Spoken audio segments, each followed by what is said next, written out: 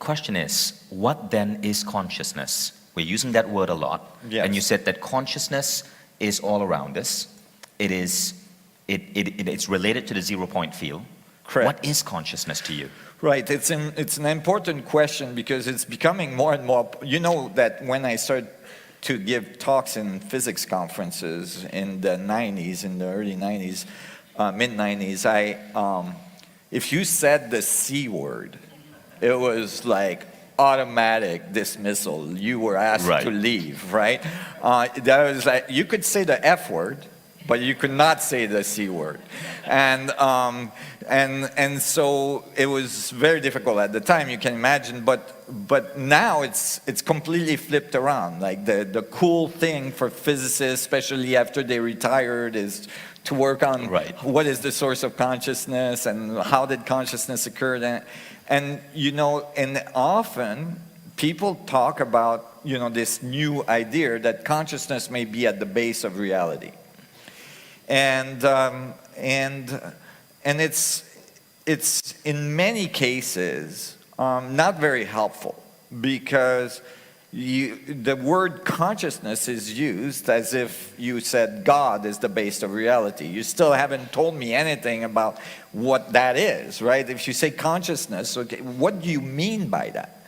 Well, if you look at definitions of consciousness, it's not very useful neither. It says it's something that has to do with self-awareness, right? Becoming self-aware. What's important in that self-awareness understanding is that there's something that resembles a feedback, right? You knowing you are you.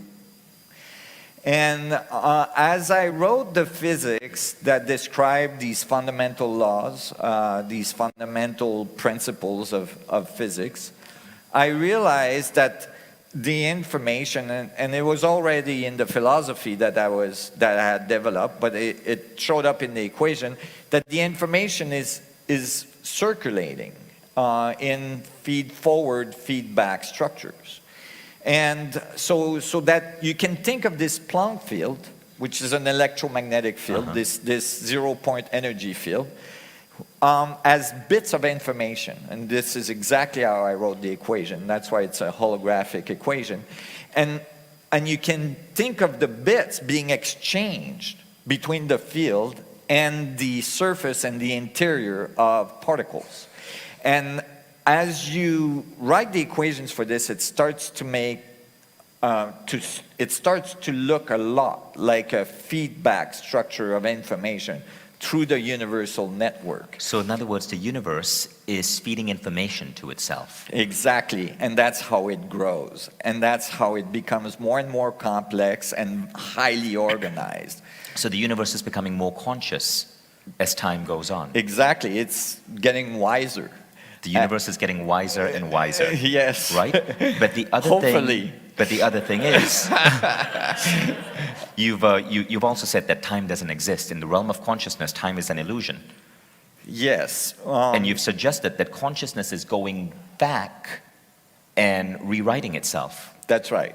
So basically, the information, what we call time, is a linear set of information along a specific vector of space. So let me say this in a more simple way. No memory, no time.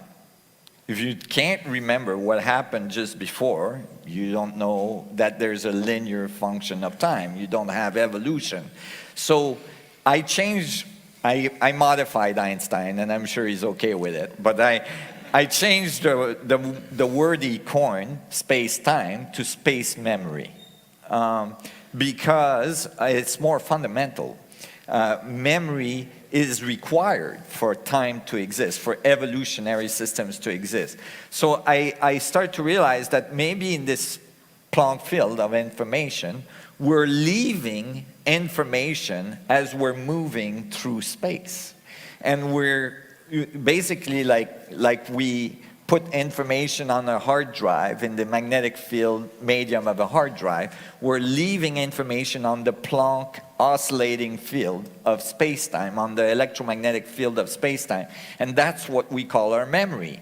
That memory is not in the brain. I actually wrote a paper on this. It was my first paper in biophysics a few years ago, and it just got cited by a really good team of biophysicists in the Netherlands, and it got a lot of press. But basically it's saying that consciousness is not in your brain, but your brain and your whole body is like a bio-oscillator antenna tapped into that field of information. So basically information is on the structure of space, and in each coordinates, think of each coordinates as 1 Planck second, which is really short, right? It's like 10 to the minus Right. 44 seconds, right? And can you give us perspective of what that looks like? In our prior conversation, you spoke about how the Earth is going around the sun, Right. but the universe is expanding, so the sun is moving. So Yes. technically, we are moving through space like this, in making a spiral. Right. Yeah, and like after a year, we're like billions of kilometers away from where we were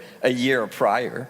And we've left information on the structure of space, each one of us, along that path. And that's what we call our past. That is our memory imprint on the structure of space, which we're entangled with because everything is connected and all the protons in your body are connected to that information Now set. here's another question. Where does my consciousness end and your consciousness begin? Oh, that's a good question.